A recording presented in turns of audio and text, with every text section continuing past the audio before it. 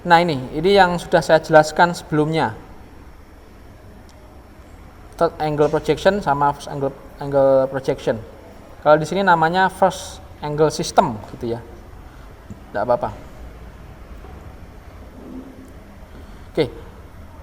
First angle system kita lihat dari sini. Ini arah pandangannya ya. Lihat dari sini, gambarnya itu di seberangnya sana. Nah, di sini. Ini gambarnya di seberang.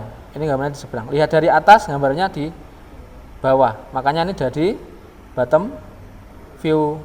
Ini tetap front view ya. Ini front view-nya. Kemudian ini apa? Right side view ya. RSV-nya ada di kiri. Kalau ini right side view-nya tetap ada di kanan. Ini front view-nya di depan, top view-nya tetap di atas. Oh, ini top view, sorry, ini top view. Karena lihatnya dari atas nih. Ya kan kebalikannya. Lihatnya dari atas. Top view-nya ada di bawah. Oke. Ya, ini untuk folding line-nya. Ini yang tetap tadi ya, yang sudah kita demonstrasikan bersama. Ini digunting ke sana terus dibuka. Ini ke bawah sana, ini ke sana. Ini digunting yang jadi engselnya ini. Ini tetap pokoknya. Ini ke sana ke atas, ini ke samping depan. Nanti jadinya seperti ini tuh. Nah, top view-nya kalau first angle system ini ada di bawah posisinya. Kalau third angle system posisinya ada di atas juga tetap. Oke, ada pertanyaan?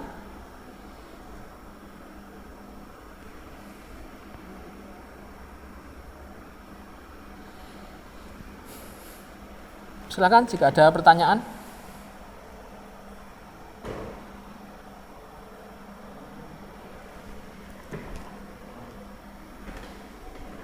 Ada? Sudah jelas dengan penjelasan saya? Ya. Oke, saya pikir ini tidak perlu didemonstrasikan lagi. Nah, sekarang bagaimana lambang atau simbolnya? Seperti yang sudah pernah saya singgung di pertemuan pertama mungkin ya. Nah, ini seperti ini. Sama konsepnya, first angle system sama. Jadi yang jadi patokan itu yang ini.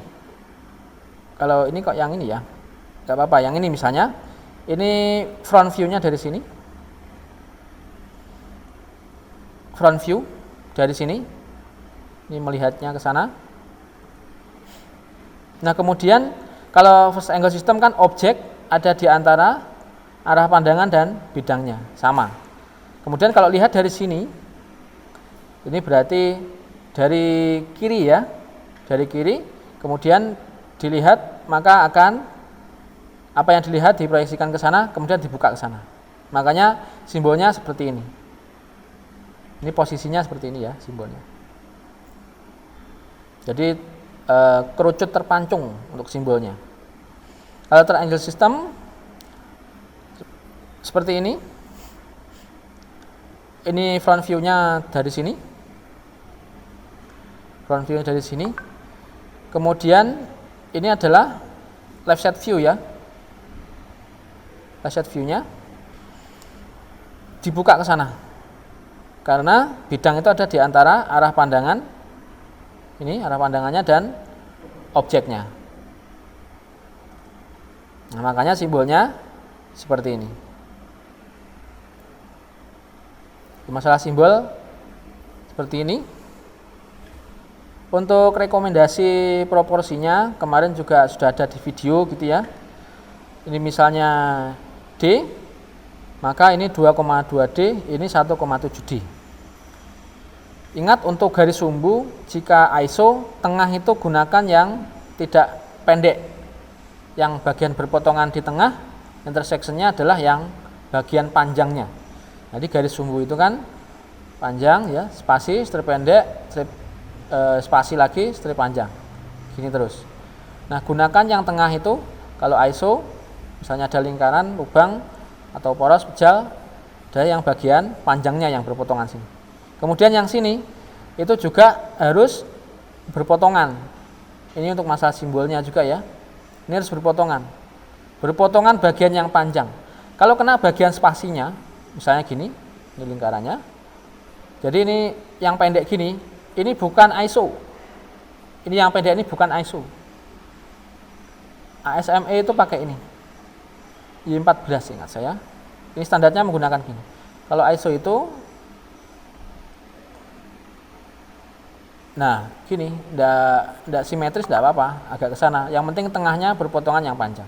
Ininya juga berpotongan yang panjang. Nah, kemudian yang tidak boleh lagi gini. Ini misalnya ada lingkaran, ini yang pendek. Yang pendek ini ya.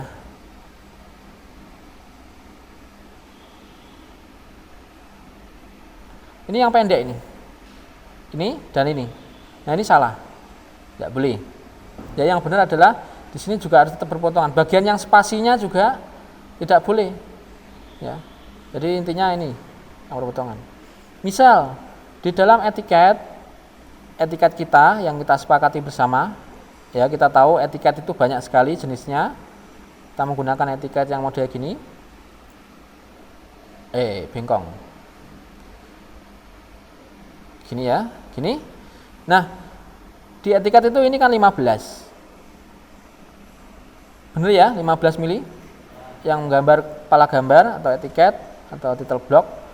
Ini 15. Maka dari itu ini sesuaikan. Ini posisi dari sini jaraknya itu harus sama. Ini misalnya S, ini juga S. Ini panjangnya berapa? Sesuai etiket itu ya. Ini juga sesuaikan. Proporsional antara jarak ini semuanya ada jarak, ada jarak, ada jarak, ada jarak. Nah, ini jaraknya berapa? Ini setidaknya jaraknya ini misalnya Y, ini juga Y, ini Y. Totalnya ini misalnya T, total, maka diameter ini, misalnya ini D-nya ya, 2,2 D. Ini 1,7 D ya, 1,7 D. Ini 2,2 D. Maka untuk Y-nya ini adalah pembagian 3 dari total ini yang dikurangi 1,7 D dan plus 2,2 D. Gitu ya. Jadi proporsional posisinya ada di tengah. Jadi totalnya itu dikurangi penjumlahan dari 1,7 D ditambah 2,2 D ini dikurangi ini dulu, kemudian dibagi 3 ya, kira-kira gitu rumusnya ya. Ini bukan rumus sih ya, untuk membuat ini jadi proporsional gitu ya. Benar ya kira-kira?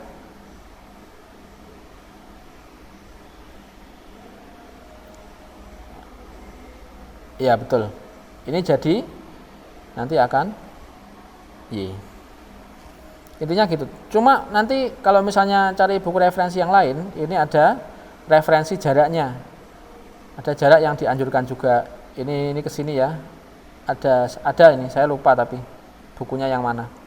Ini ada jaraknya tertentu. Misalnya M gitu berapa. Cuma kalau rekomendasi saya sesuaikan dengan ininya. Tinggi dan panjang dari etiketnya yang ada. Oke, untuk permukaan yang lengkung sekarang. Permukaan lengkung ya. Ini bersinggungan atau tangential to other curved surface. Ini sangat susah sekali untuk ditunjukkan, sehingga apabila dia bersinggungan ya ini seperti ini ya, harus digambar seperti ini. Misalnya dia tidak lebih dari 180 derajat, berarti 180 derajat itu ikut ya, Berarti kurang dari 180 derajat, maka garis itu tidak dimunculkan. Contohnya ini. Ini kan sebenarnya garis lurus. Ini garis lurus. Kemudian kan ada lengkungan ya. Ada round di sini, ada round, kemudian ada fillet di sini. Nah, apabila untuk sudut R-nya ini tidak sampai 180 derajat seperti ini kan 180 ya. Jadi ini kan 180. Kalau 180 ini digambarkan garisnya, proyeksinya. Ini garisnya yang ini ya. Ini garisnya yang ini digambarkan. Tapi kalau kurang, ini tidak perlu digambarkan ini. Nah ini juga tidak perlu. Ini berarti dia hanya 90 ya, tidak perlu.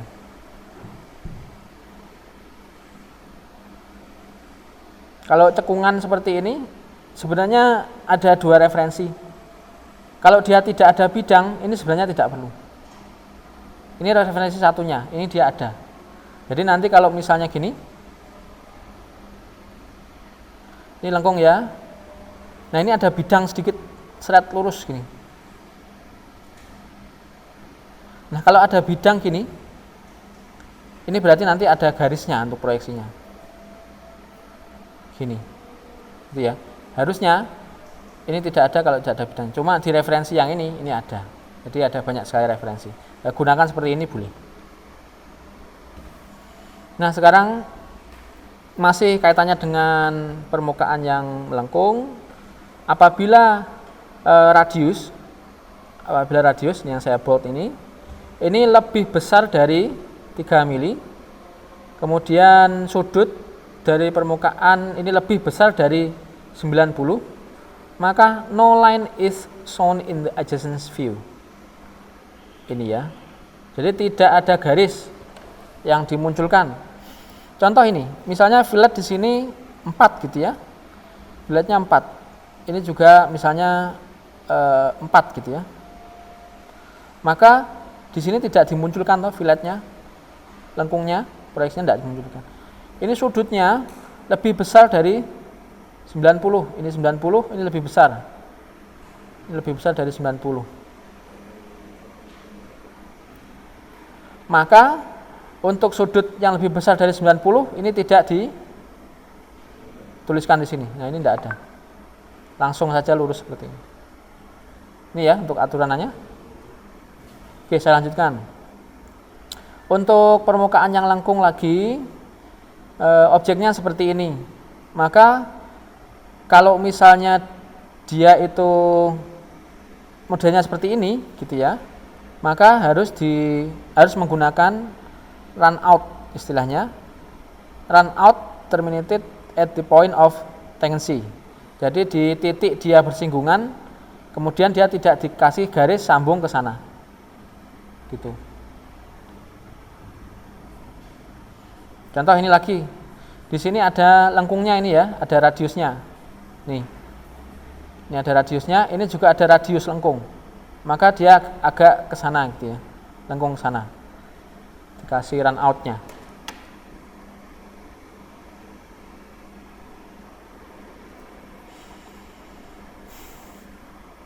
Ada pertanyaan sampai sini? Tidak ada? Oke, saya lanjutkan. Nah, ini yang saya jelaskan di awal tadi. Ada one view drawing. Jadi kalau misalnya tidak perlu proyeksi, ini simbol untuk dia rectangular ya, atau square, simbol square seperti ini.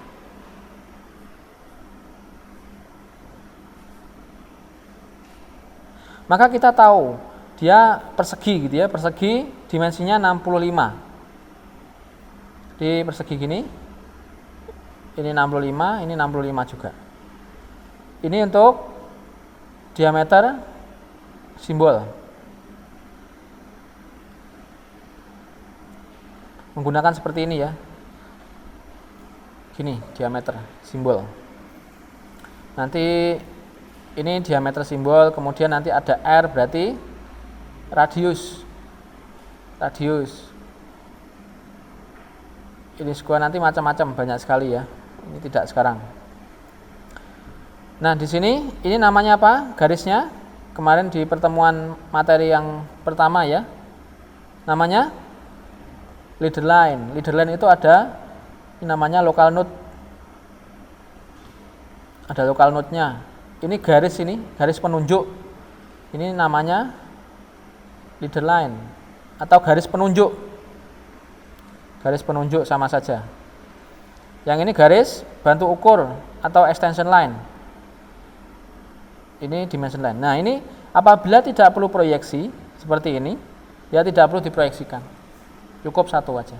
Ini kan sudah ketahuan semua ya, diameter dan panjangnya. Termasuk ini, apabila dia bentuk plat atau sheet, ya, dengan ketebalan tertentu, maka dikasih local node seperti ini. Berarti kita tahu modelnya itu akan seperti ini, tebalnya itu 3 mm, 3 tik gitu ya. Berarti dia tebalnya 3 mm. Jadi ke sana tebalnya itu 3 mm. Oke, lanjut. Nah, ini di slide yang berapa itu ya, sudah saya singgung juga. Beberapa pemberian garis nyata terhalang. Kalau saya bilang garis nyata terhalang itu ya seperti ini ya. Strip, spasi strip gini ya. Ini garis nyata terhalang. Ada dua jenis, ada yang menggunakan tebal, ada juga yang menggunakan tipis. Yang SMK dulu tipis apa tebal? Garis nyata terhalang, garis objek kayak gini. Lupa? Hah? Siapa yang SMK? Tebal apa tipis? Lupa. Apa enggak bisa? Pura-pura lupa, ayo. Dulu enggak bisa, sekarang lupa. Kalau saya menggunakan tebal ya, nanti tik gini. Nah, yang betul ini apabila ada objek yang seperti ini mulainya dari sini. Ini yang terhubung, kemudian ini yang tidak terhubung. Kalau terbalik ini salah. Kemudian B di belokkan seperti ini ya, kemudian di perpotongan ini dia harus bersambung. Kalau tidak bersambung seperti ini salah. Kemudian ini ada objek hasil drill ya, hasil bor, bahasa Indonesianya bor ya. Ini ujungnya harus bersambung nih. Nah, ini harus bersambung. Termasuk di ujung sini ini harus bersambung. Kalau tidak bersambung seperti ini salah. Ini ada countersink ya. Countersink. Di pertemuan antara tiga garis nyata terhalang seperti ini harus terhubung. Kalau tidak terhubung salah. Kayak gini. Jadi semuanya ada aturannya. Kemudian di sini apabila ada visible line, apabila memungkinkan seperti ini maka dilompati saja. Kalau memungkinkan. Kalau tidak memungkinkan ya tidak apa-apa. Cuma lebih baik dilompati kalau ada garis nyata. Ini gini ya objeknya. Ini bisa membayangkan 3D objeknya. Dulu di psikotes pasti ada. Nah, ini kalau gini dihindari. Kemudian should not join visible line when this makes the visible line extend too far. Jadi ini tidak perlu dihubungkan yang di sini. Kalau misalnya ada objek kayak gini, kalau dihubungkan gini ya kurang betul. Nah, kemudian kalau ada step seperti ini ya, ada 2 step. Ini jangan sama atas bawahnya. Jadi dibuat yang tidak sama. Mulainya, startnya, panjangnya itu tidak sama, sehingga nanti tidak persis atas bawah sama kayak gini. Jadi ini ada step 2. Objeknya saya pikir bisa membayangkan. Nah, ini juga sudah saya sampaikan, yang betul adalah yang atas, yang tidak benar ada yang bawah. Mana? Misalnya ini ya, kalau ada lengkungan, garis yang nempel, garis sumbunya yang ini bagian yang lengkungan yang dalam ini. Kalau yang luar gini, yang luar ini salah. Ini yang bagian dalam yang kena bersinggungan dengan garis vertikal dan horizontalnya. Ini termasuk ini. Ya, ini termasuk ini juga. Nah, bagian yang radiusnya, yang arcnya, yang lengkungannya. Oke, ini contoh-contohnya. Contoh-contohnya, berarti kalau objek seperti ini mungkin dia hanya butuh 3 pandangan. Nanti bagaimana cara melihatnya mungkin disambung minggu depan ya, atau nanti saya sambung dengan video yang lain. Karena waktunya juga sudah pas. Nanti bisa dilihat sendiri dan sudah ada di Spejar. Ada pertanyaan dari gambar ini? Nah, intinya dalam pemberian dimensi, letakkan pemberian dimensi itu supaya orang yang melihat, ya termasuk teknisi, itu tidak bingung. Tidak bingung.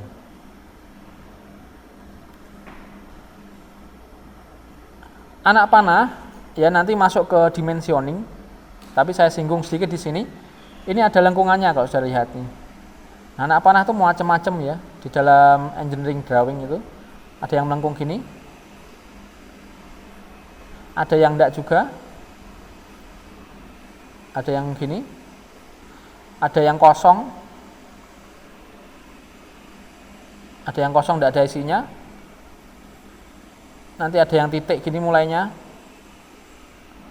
ada yang gini. Ini untuk civil engineering biasanya ya, saya kan sering gini. Kalau sketch boleh kayak gini, enggak apa-apa kalau saya, ya misalnya sketch, ini biasanya untuk civil ya, civil engineering tuh menggunakan kayak gini, ini menggunakan koordinat. Kalau misalnya tempatnya tidak cukup, boleh pakai titik seperti ini. Macam-macam nanti. Untuk dimensinya itu juga ada 2 referensi yang berbeda. Dimensinya ada 2 referensi yang berbeda. Ada yang bilang 1:3. 1:3. Ada juga yang bilang 1:2. Nah, 1:3 itu apa? Berarti ini 3. Ini yang 3-nya, ini 1-nya. Ini berarti 2-nya. Ini sini 2, ini yang 1-nya. Gitu ya. Pakai ini boleh, pakai ini boleh. Nanti kalau sudah ada garis dimensinya, termasuk anak panah. Yang panahnya pakai yang dihitamkan, kemudian yang ini yang lurus ya, tidak usah ada lengkungnya, yang lurus saja. Pemberian dimensi ada namanya, nanti di dimensi itu ada line method dan unidirectional method. Ini model line method, jadi terbaca dari bawah dan dari samping kanan. Nanti belum masuk materinya, nanti bingung kalau banyak-banyak. Oke, ini contoh-contohnya bisa dilihat sendiri saya pikir. Oke, untuk pemberian dimensi nanti materinya ada sendiri. Ini ya bisa dilihat sendiri. Ini juga banyak sekali. Nah, ini untuk latihan silahkan dikerjakan entah di kertas atau di buku gambar ya. Di buku gambar juga boleh dikerjakan. Pakai manual, artinya pakai hand sketching atau hand drawing juga boleh. Tidak perlu pakai penggaris, dicoba-coba saja. Yang penting dicoba untuk latihan. Buatlah proyeksi ortogonal dari pandangan isometri ini. Ya, bagaimana proyeksinya gitu. Termasuk nanti coba latihan pemberian dimensi walaupun belum saya kasih materi pemberian dimensi. Coba-coba aja. Ya, enggak apa-apa salah. Kemudian ditunjukkan ke saya minggu depan. Nih, sudah ada. Nih, oke, untuk pemahaman sedikit ya, untuk memperdalam ini ada kuis. Mana natural posisi dari bola lampu? Yang B apa A? B. A yang benar. Bola lampu itu naturalnya menghadap ke atas. Ini pandangan utamanya yang mana? Bisa dari mana? Kan ada macam-macam ya.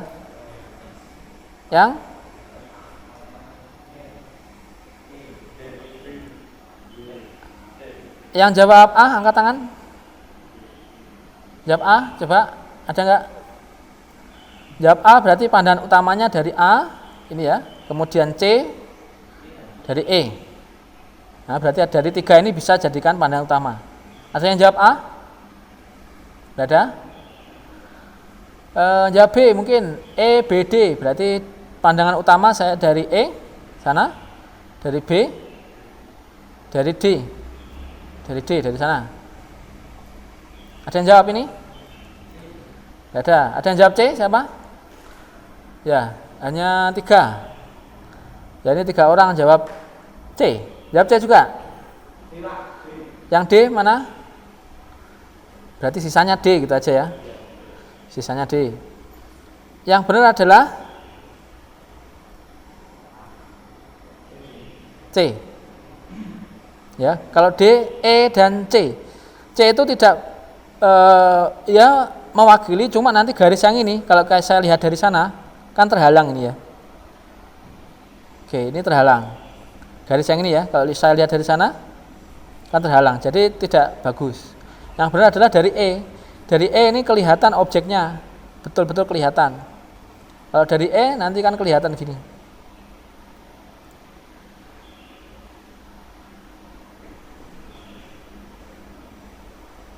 Gini ya, dari E. Kemudian dari A. Dari A juga mewakili. Ini ada lubangnya, ada lubangnya. Oh, ada lengkungnya ya ini, ada lengkungnya ke sana. Ini juga ada lengkungnya. Nah, ini yang benar adalah pandangan utamanya dari E dan A. E atau A gitu ya, pilih salah satu. Mana yang proyeksi sudut pandang orang pertama atau proyeksi Eropa? Coba yang mana? Yang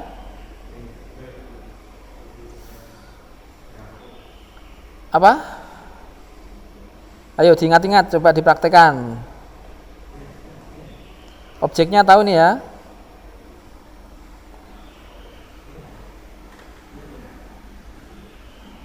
Objeknya oke.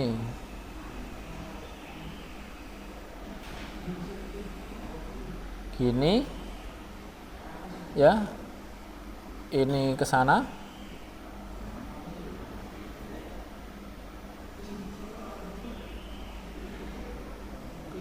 Oh, ini. Ayo silakan. Yang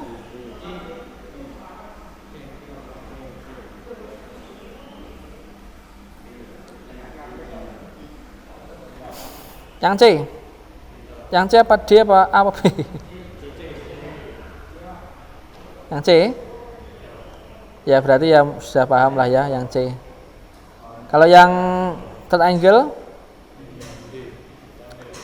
yang D ya. Yang pokoknya bisa saja, jangan hanya menghadap ke dalam keluar gitu. Yang penting tahu, paham ya, Pak, tahu dan paham. Oke. Sudah selesai? Silahkan kalau ada pertanyaan, boleh.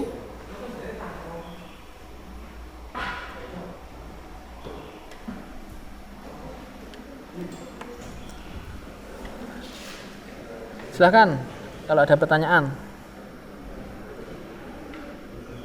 Tidak ada? Jika tidak ada, terima kasih atas kebersamaannya hari ini. Tolong koreksinya kalau misalnya ada kurang lebihnya gitu ya. Kemudian nanti apabila ini ya yang tidak masuk kelas itu bisa lihat di videonya gitu ya. Wajib nanti melihat dari video. Yang masuk kelas misalnya masih bingung juga boleh lihat video, tidak masalah. Oke, sekali lagi terima kasih. Saya akhiri. Assalamualaikum warahmatullahi wabarakatuh. Ya, selamat siang. Untuk tugasnya itu ya, yang tugas 2 dan tugas 3 dikerjakan sekaligus. Ya, silakan boleh keluar.